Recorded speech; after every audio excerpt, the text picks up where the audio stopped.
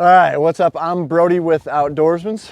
This is Joe, also with Outdoorsmans. Yep. And we're gonna kind of go over the pros and cons and compare and contrast the dual STCs with an Adams adapter and a BTX with a 95 mil objective. I'm a little more pro STC and he's a little more pro BTX, so we'll kind of argue about that and kind of show you which one we think's better and different use cases for them.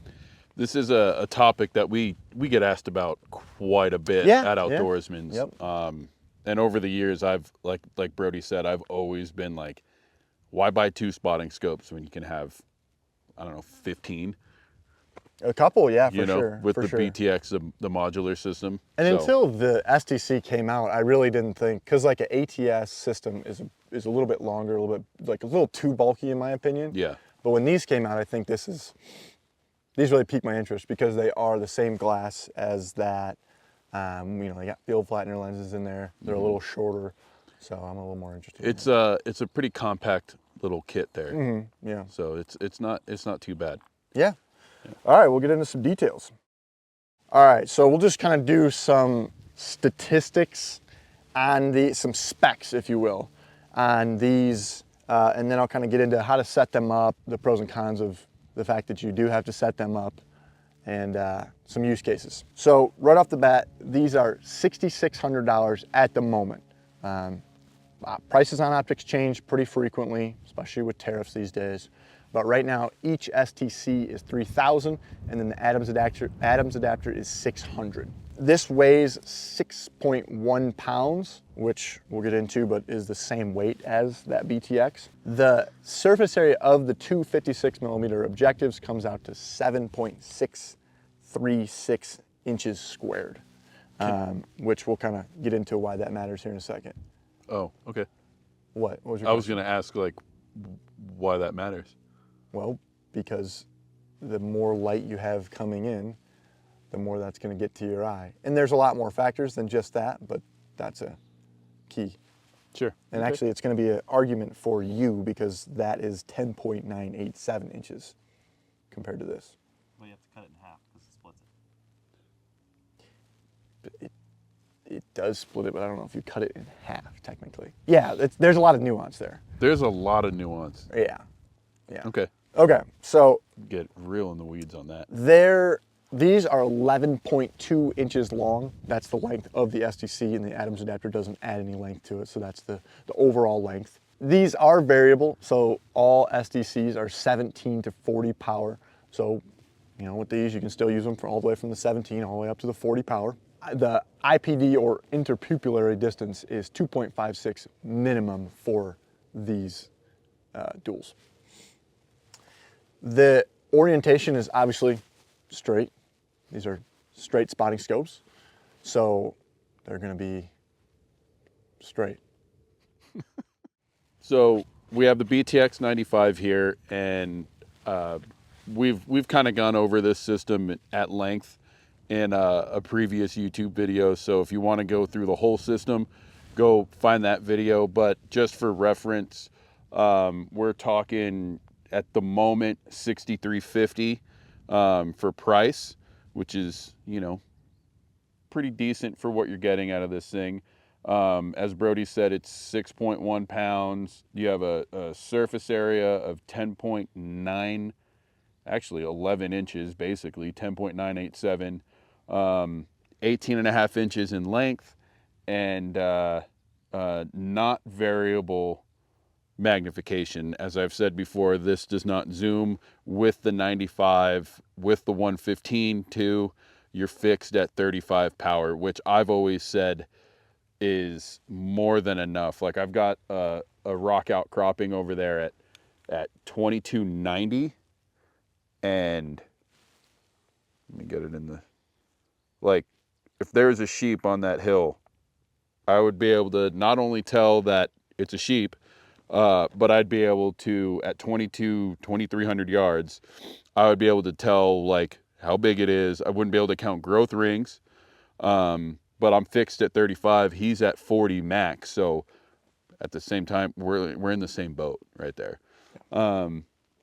And then IPD unlimited, I can move these back and forth and get situated. And then it's an angled orientation, angled view, which has its drawbacks. With the BTX, as you could tell, I'm a little further out in front. I can't really look down too far should I have to, because then I have to change, the tripod and everything like that. I'm using an Outdoorsman's tall here, so you do get a little bit of limitation with the tall tripod when you're seated flat like this and a BTX. So there are some drawbacks to the system, but overall I think it's the way to go. People's biggest complaint with these is that you do have to set them up beforehand. So you have to do what's called so you have to put them into collimation. So like binoculars come and they're already collimated. If binoculars get out of collimation, you have to send them back and get them repaired. Where these, you need to collimate them so they're both looking at the exact same image, but you have to do it yourself by moving the adapter vertically and horizontally. You can watch the Adams adapter has a good video, or 3 good videos on how to do that. It involves shimming them up and down and then moving them left and right, and basically focusing them on one object out at about 3/4 of a mile and then moving the adapters back and forth. I did this yesterday. I completely knocked them out of collimation and then put them back into collimation. It took me about 20 minutes, I would say, to do. So it's not the easiest thing in the world, but it's not life-changing. Well, the one problem with that, and I think is what you were going to say, is if Joe if I said, "Oh, Joe, come here, you want to look through these?" Joe's actual IPD is not wide enough to even look through these. But even if it was, his eyes are not going to be exactly the same IPD as mine, so he wouldn't be able to look through them anyways. But if I found something and I wanted to video it, it's extremely easy with these. It's the same adapter that you use for ATX or STX, fits right onto here, so you can easily zoom in one spotting scope, take a video, and then not have to move like what we always do with BTX is take the whole BTX off, put that whole ATX or STX on, and then video. And you don't have to worry about doing that with these. You can just put it on, zoom in. Yeah. We're not at the Admittedly, argument part yet. well, but I have a thing I want to say. Is that okay, Tom? What are you gonna say? What are you gonna say? We're gonna argue in a minute. I'm not trying to I'm argue. gonna set you guys free here in a minute. Admittedly, digiscoping through the BTX is not my favorite because smaller. But you failed to mention what happened this morning between you collimating those last night. Yeah, they and did. getting here this morning, you had to readjust I upon did. getting them on the tripod. Yeah. And it didn't take you very long, but it's still like it was close. It did. So yeah, when I sat down this morning, first thing I cranked these to 40 power and I looked out there and I did have 2 images. I think what probably happened is I did not tighten these bolts well enough when I collimated them yesterday. And I did just have to loosen this one, look through them. I moved it until I got one nice image and then tightened it back down. It's been good ever since. But it was out of whack. So what that means is I would have to carry at least that Allen wrench in the field just in case something like that did happen, which you don't have to worry about with a BTX. Yeah. Another kind of drawback is the way it comes down to like your facial structure and the bridge of your nose. However my facial structure is, I did have to remove the eye cups to be able to get my face into them in a comfortable position. And then if I want to digiscope, I do have to quickly screw that back on. It goes on really fast, it's like 2 turns. But that is kind of a drawback of these. All right, now I just want to touch on some use cases for these. For me, this is perfect for like what we do in January with mule deer. You're getting up on a high knob and you're looking straight across or straight down. You're never looking up. And with a BTX, you're having to kind of crane your neck down to be able to look down, where with these, they're in the same orientation as your binoculars. So you can switch between these and binoculars very easy, but you're also in a nice, comfortable position And if you want to look down, you're in a nice, comfortable, upright position rather than having to move your neck down. And it might not be a big deal if you're glassing for 1 or 2 hours, but there's times where we're glassing from the time the sun comes up to the time the sun goes down. And after that long of a day, it makes a difference in how your back feels, how your neck feels. It's very nice to be able to just level out on something and look straight across or straight down without having to bend your head in any direction. So the one nice thing is, like Joe, I'm sure we'll talk about, that once you have 30 power or 35 power, you don't really ever feel like you need to go lower or higher. But with having these, it can kind of eliminate the need to maybe carry 14s and a spotting scope. So you could actually use these at 17 power if you're in a little bit tighter to something and have a good field of view. Or you can go, like I've been using these on 40 all morning because we're looking, I mean, we found a sheep at 900 yards, but and it took up the whole, my whole view in the spotting scope, or in these things. But a lot of what we're looking at is 2+ miles away. So I've just had them at 40 the entire time. But if I do want to look closer, I just take them down to 17, make sure they're focused, I'm good to go. All right, now we're gonna kind of get into why I am gonna choose the duals for this upcoming season, and Joe's gonna get into his reasons why he is gonna stick with the BTX. Go ahead, Joe, let her rip. So for me, it's just the convenience factor, and it's the variety of options that you have with the ATX BTX system, right? Like, that's kind of the point of it. That's why they created it. That's why they created it. Mm-hmm. It's really simple. I don't have a 20-minute setup before the hunt. I don't have, unless I drop this thing, I don't have to worry about it getting out of whack. And if I really, really need 70 power, I can just get an ATX or an STX eyepiece and swap, which I've done. I like to. You could even add a doubler in there if you'd like. You could add the doubler and get, like, what is it? It's not quite 140. It's like 125 or 130. It's a lot. I like to digiscope a lot with my camera, so I carry an ATX with me most of the time. And so I have that option. That's my biggest argument, is the setup, the convenience factor of this. As we were glassing this morning and looking at that sheep, it kind of hit me like, oh, you're at 40 power and I'm at 35 power, which is not a crazy difference when you're out to distance. It's super hard to even see the difference between 35 and 40. Yeah. Which seems kind of crazy to say, but it is the truth. And at the same weight. I want to touch on the weight though, because you did just say you carried an ATX or Sure. STX. So you're adding, Tom's gonna put the weight right there, I don't know, 2 pounds? Sure. They're pretty heavy. They're almost as heavy as one of these. But I'm getting more out of that ATX. I'm getting 30 more power out of that, or yeah, because it's a 70. I'm getting 30 more power. You're adding 2 more pounds. And if I want that, if maybe we were, I don't know, had a legal ram status that we needed to count rings or something, like at 900 yards, it wouldn't have been a difference, but maybe at, 1,500, 1,000 yards, I might have been better suited with an ATX, and I can quickly just pop this off, throw that on, and now you're still stuck at 40 I'm power. at 40 and you're at, yeah, absolutely. So then the argument becomes, because I like this kit, don't get me wrong, like that looks really cool. 6 pounds isn't hard to carry. It's a more compact 6 pounds. I think this is a behemoth. It is annoying to carry a BTX just because of the angledness of it, and it's long. It's 18.5 inches long. Yeah. Where this is only 11.5 inches long. It's a little square package. When you buy one, you get the case. It's in the other case, but it's just a nice square little case that they fit right down into.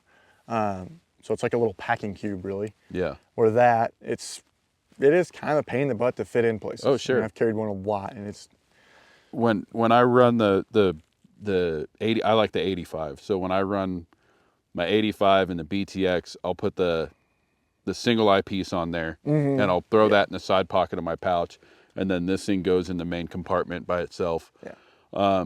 and I break it out when I need to.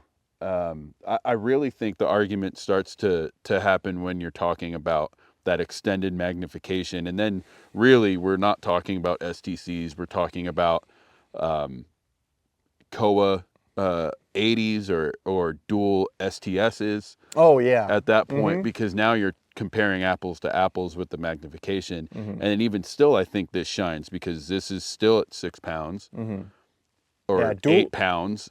Dual STSs and dual 88s or 66s or any of those full scale spotting scope duals, that's a whole different category in my opinion, because they're just as long as that, but they're way bulkier than this. So that's like a true like truck binocular. Put it in a Pelican case, take it out of a Pelican case type deal. So and I'm a weenie when it comes to weight. Like my pack's already heavy before I add my optics to it. So it's 6 pounds, 8 pounds if I add the ATX. I get more out of it. I'm not sure I see the benefit of carrying that over this when I got more convenience, less setup, and your buddy can look through it too. my buddy can look through it too. And I really like the benefit for those is like close range glassing at 17. Yeah.